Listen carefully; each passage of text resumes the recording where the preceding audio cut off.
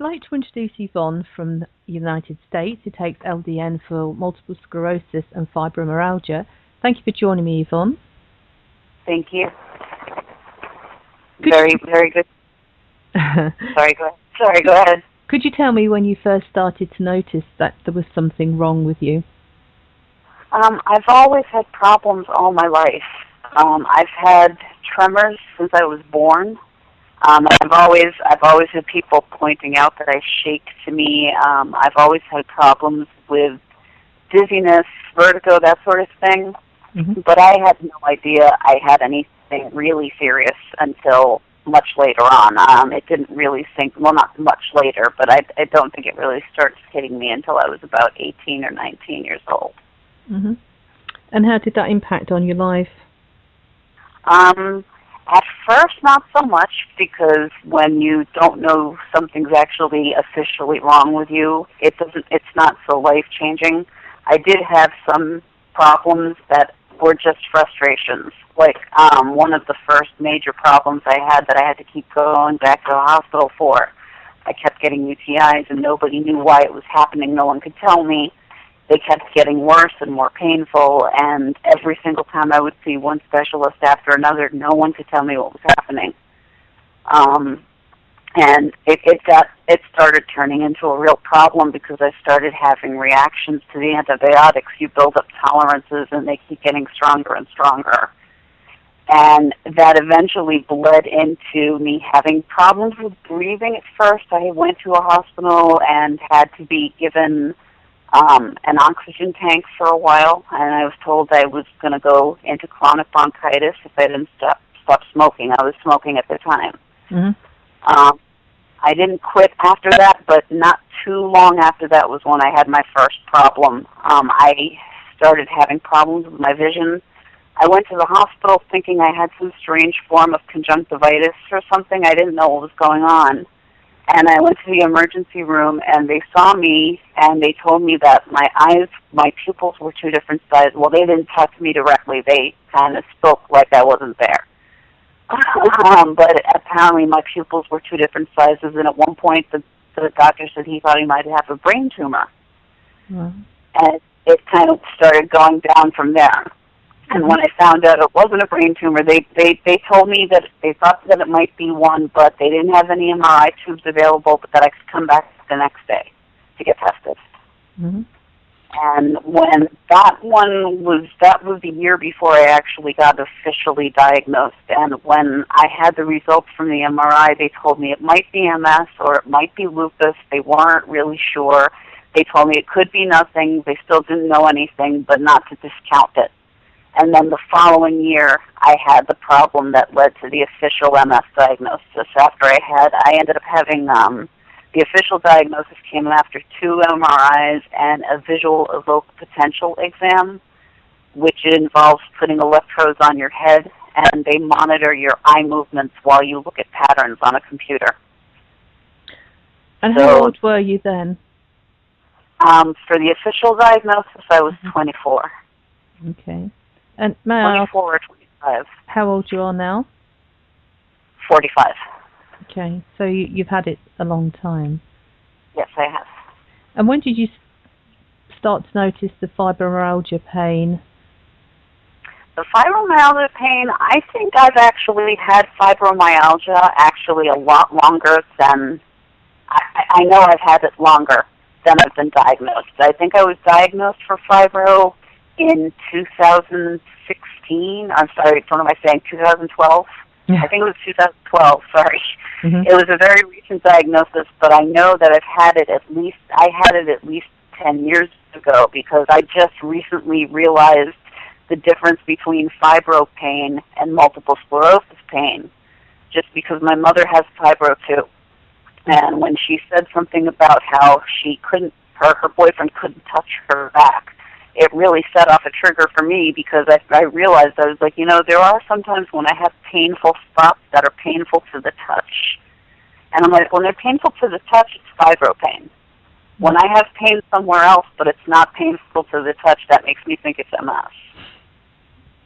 Okay. So before you found LDN or had heard about LDN, What would you have said your quality of life was on a score of 1 to 10, 10 being the best? It was awful. It was really awful. I would say maybe 3 to 4. Mm-hmm. It was horrible. I was on a running dose of Percocet before I discovered LDN. I was in pain all the time. I couldn't take it. And how did you hear about LDN? I actually heard about it online a long time ago, many years before I actually got around to trying it, but I always wanted to. I was so curious about it. I remember having a friend on MySpace ages ago, and I remember asking her about LDN. I was really intrigued by it, but it just seemed like such a mystery to me. I didn't really discover LDN until recently, but I've really been wanting to look into it. I was very curious about all the things I'd heard. I'd heard so many encouraging things, and yet not enough to be able to find my way through it. And every single time I would talk to a doctor to see if they would diagnose it to me, they would tell me that they couldn't. Mm-hmm. But when I did finally, I don't know if you want me to go on to when I did finally manage to go on it. Mm-hmm. Okay, I started LDN. I did finally find a way to get it, and I did finally find some information on it, and I started LDN in October of 2010. And I absolutely love it. My quality of life has gone up significantly. I would say it's gone up to, I'd say about an 8, 7 to 8. It got rid of my body pain completely, not completely, I can't say completely, but I haven't had to take any pain pills. The only time I take pain pills is if I do occasionally get spasms. And if they're out of control, I take tramadol, but I haven't had to take a tramadol in a long time either. And there's actually a new MS medication I'm on that has actually been helping lessen the fibro effect I've been noticing. It could be just me. It's impossible to tell what'll work for people, but the other thing about LDN, I do want to get back to the Low Dose Naltrexone because it really has made such a difference for me. On top of helping me with the pain, it's helped me in other regards as well. I've told people that I find it to be cumulative, and they try to get me to explain it, and I have a hard time putting it into words sometimes, but I'm like, no, meaning as time goes on, I notice there are new benefits that come out of it that I wasn't anticipating. Mm-hmm. Things like it's helped with my libido, because of all of the medications I've been on because of the MS, like antidepressants, things like that. My libido was gone. That on top of having to have surgery to remove fibroids. I lost my libido completely, and LDN actually has brought it back, and I think that's because of the increased endorphin production that it generates, but it's been amazing. Did you notice any side effects when you first started? I haven't had any side effects at all. The only negative thing about LDN when I heard about it at first was I heard that it tasted really bad. Everyone kept telling me it was bitter. And one person recommended I mix it with Fruit 2O, and I tried that and I didn't like it. But what I do is I just use a dropper and I just take a straight shot. Mm-hmm. I just tilt my head back and I shoot it right down my throat, and then I follow it up with coffee or tea. Coffee tends to work better. It kills the taste off better, but I haven't had any side effects at all. And how long did it take before you started to notice any improvements? It was gradual, although I guess the improvement with the body pains must have been relatively immediate because, to be honest, I don't remember needing them at all after I started taking it. I might have been lucky, though. I'm not really sure, but as far as other side benefits, things like that, about 6 months mm-hmm. before I started really noticing things. My husband noticed it about that time, too. Okay. And what would you like to say to other people who are thinking of trying LDN? I would say to go for it. I've found so many benefits have come out of it for me. It really has increased my quality of life dramatically. And the fact that it's not, I like the fact, too, that I'm not funding the pharmaceutical industry. It just kind of frustrates me that there's so many people here that still don't recognize it for what it is, because it's been so helpful for me. I definitely recommend it. It's saved me in so many ways. It's improved my life dramatically. Mm-hmm. And I would say definitely research it, but I haven't had any problems with it whatsoever. The only thing I can really say as a precaution is just bear in mind different medications and different things work in different ways for different people. And I know that that's frustrating, but I know a lot of people who benefited from it. My mother, unfortunately, did not, but I have benefited dramatically. And would you like to tell people about the book that you have written? Oh, yeah, yes, thank you for giving me the opportunity to do this. I've actually just become an author. I've been published before, but this is the first time I've actually had a book published.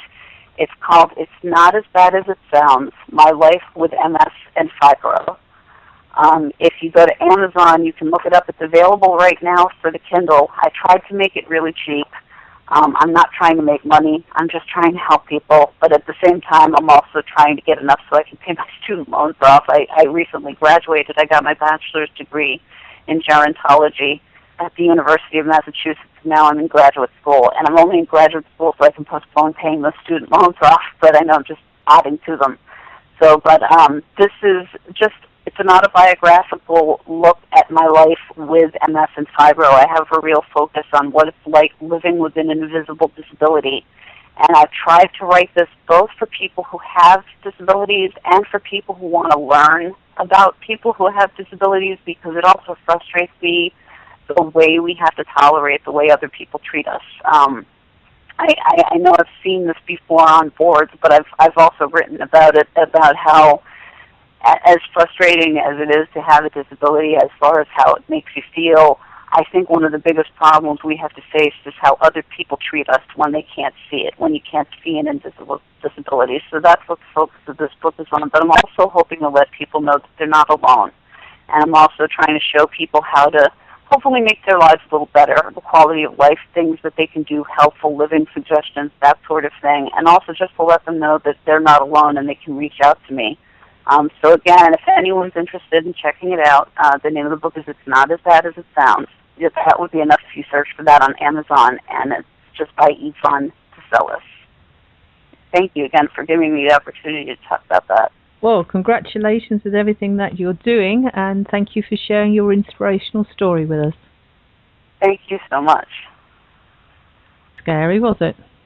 Not really. I was actually really